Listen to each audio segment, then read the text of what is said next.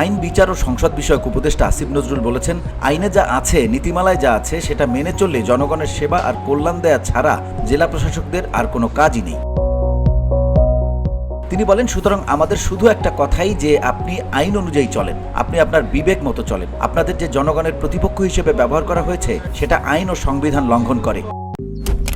Malaysian প্রযুক্তিতে তৈরি অত্যাধুনিক cleaning machine modern vacuum cleaner যে কোনো ধরনের ধুলো ময়লাকে পরিষ্কার করে ঘরকে করে তুলুন চকচকে ও আকর্ষণীয়। Modem, brand of luxury.